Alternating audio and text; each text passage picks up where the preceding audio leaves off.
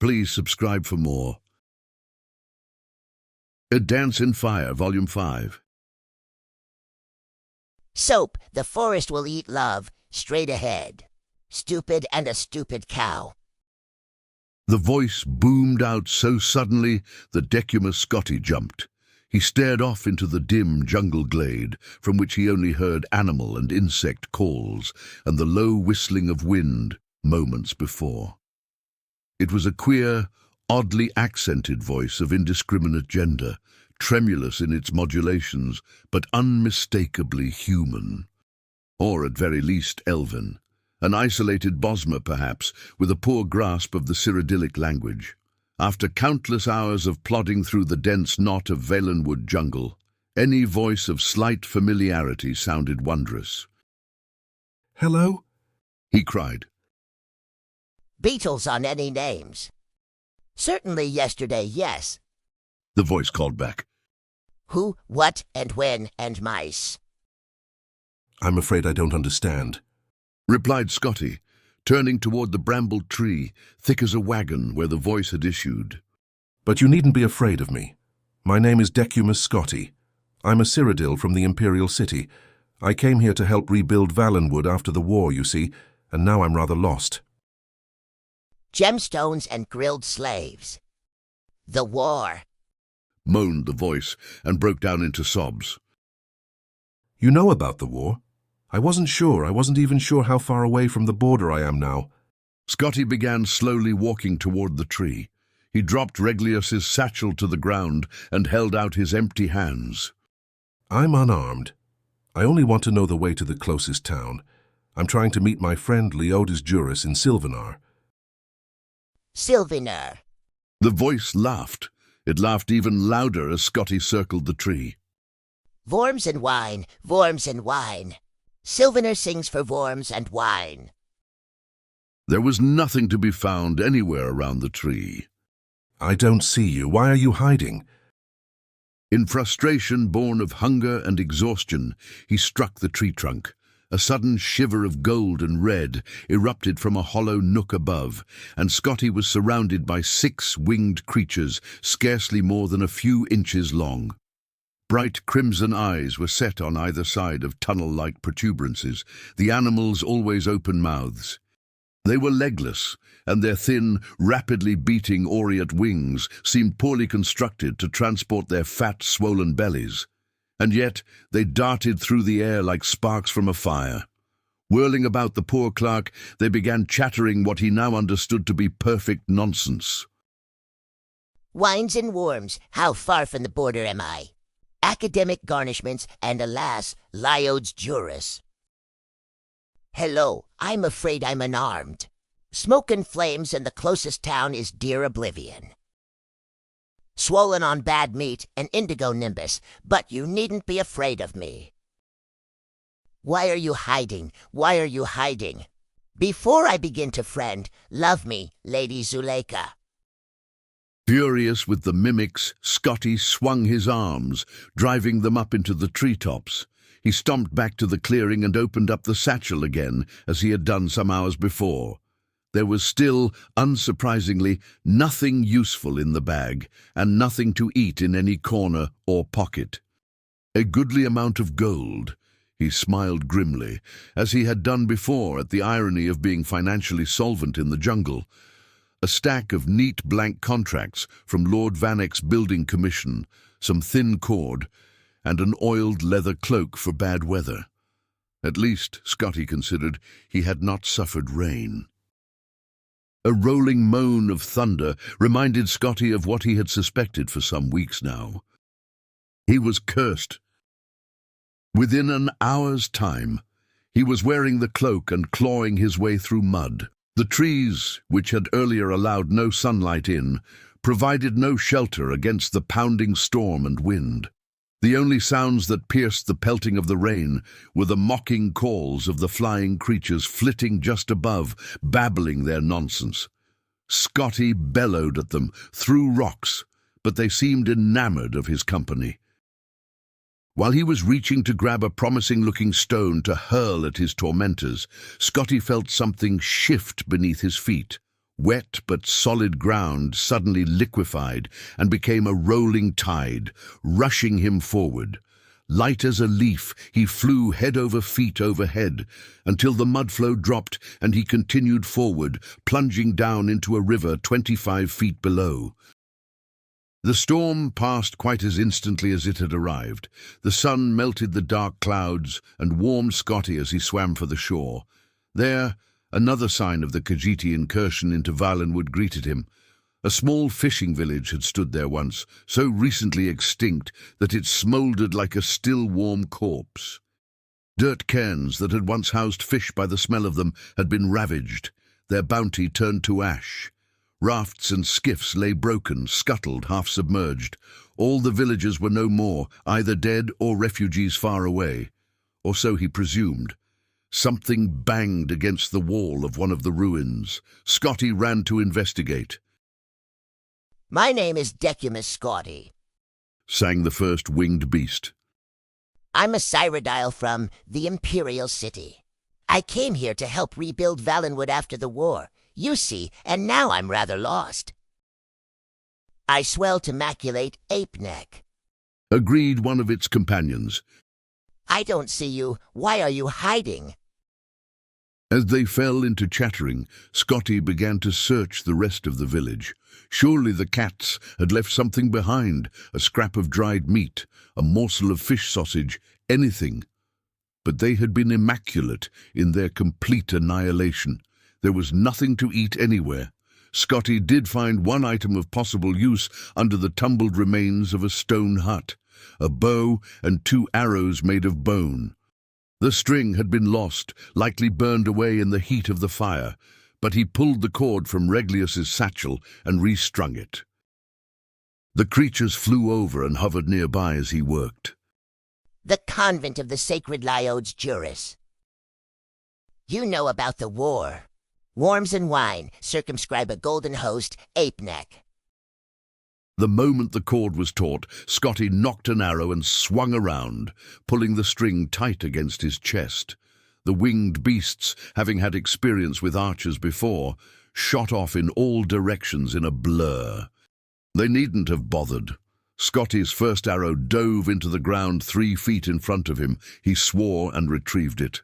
The mimics, having likewise had experience with poor archers before, returned at once to hovering nearby and mocking Scotti. On his second shot, Scotti did much better in purely technical terms. He remembered how the archers in Falinesti looked when he pulled himself out from under the Horvor tick and they were all taking aim at him. He extended his left hand, and right elbow in a symmetrical line, drawing the bow so his hand touched his jawline, and he could see the creature in his sight, like the arrow was a finger he was pointing with. The bolt missed the target by only 2 feet, but it continued on its trajectory, snapping when it struck a rock wall. Scotti walked to the river's edge. He had only 1 arrow left, and perhaps, he considered, it would be most practical to find a slow-moving fish and fire it on that. If he missed, at least there was less of a chance of breaking the shaft, and he could always retrieve it from the water. A rather torpid, whiskered fish rolled by, and he took aim at it. My name is Decumus Scotti. One of the creatures howled, frightening the fish away. Stupid and a stupid cow, will you dance a dance in fire? Scotti turned and aimed the arrow, as he had done before. This time, however, he remembered to plant his feet, as the archers had done, 7 inches apart, knees straight, left leg slightly forward to meet the angle of his right shoulder. He released the last arrow.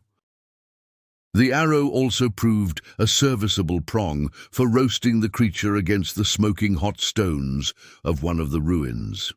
Its other companions had disappeared instantly after the beast was slain, and Scotti was able to dine in peace. The meat proved to be delicious, if scarcely more than a first course. He was picking the last of it from the bones when a boat sailed into view from around the bend of the river. At the helm were Bosma sailors.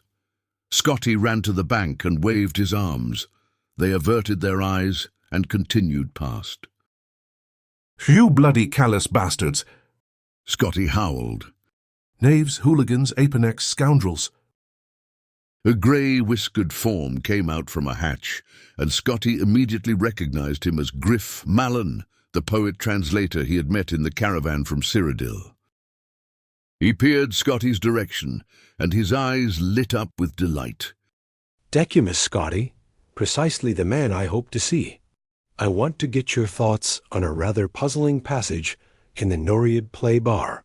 It begins, I went weeping into the world, searching for wonders. Perhaps you're familiar with it? I'd like nothing better than to discuss the Noreid play bar with you, Griff. Scotti called back. Would you let me come aboard, though, first? Overjoyed at being on a ship bound for any port at all, Scotti was true to his word. For over an hour as the boat rolled down the river past the blackened remnants of Bosmery villages, he asked no questions and spoke nothing of his life over the past weeks. He merely listened to Mallon's theories of Merethic Aldmeri esoterica. The translator was undemanding of his guest's scholarship, accepting nods and shrugs as civilized conversation. He even produced some wine and fish jelly, which he shared with Scotti absent-mindedly, as he expounded on his various theses. Finally, while Mallon was searching for a reference to some minor point in his notes, Scotti asked, Rather off subject, but I was wondering where we're bound. The very heart of the province, Sylvaner. Mallon said, not looking up from the passage he was reading.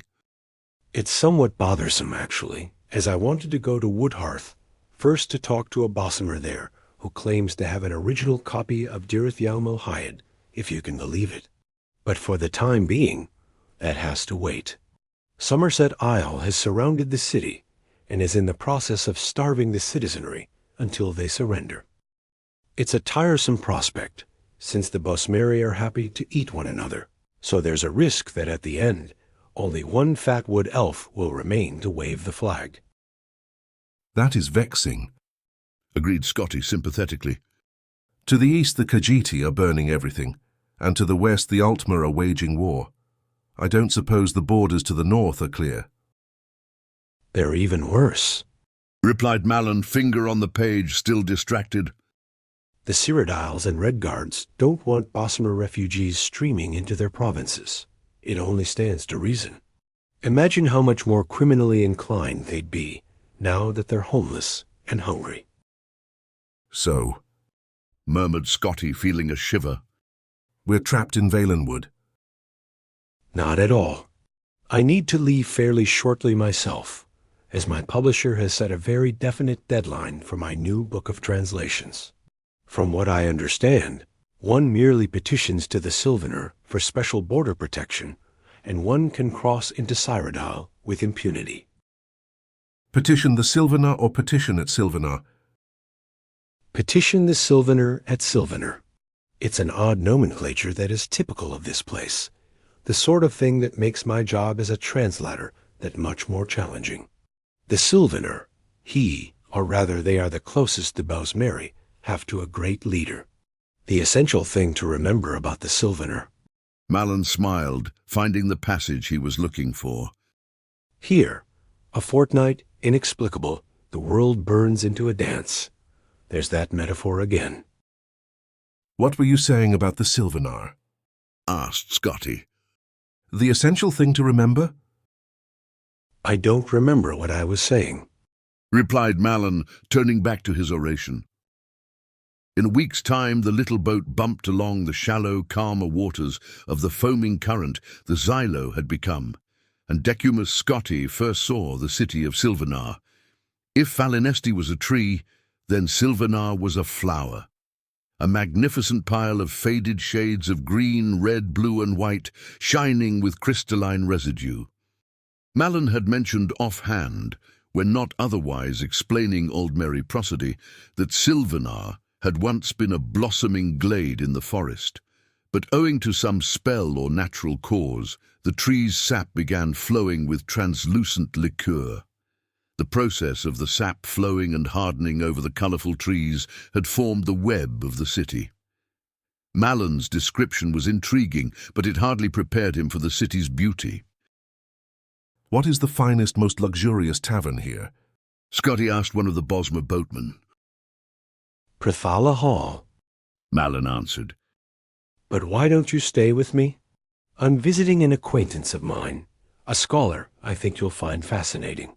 His hovel isn't much, but he has the most extraordinary ideas about the principles of a Merethic Aldmere tribe, the Sarmathi. Under any other circumstances, I would happily accept, said Scotti graciously.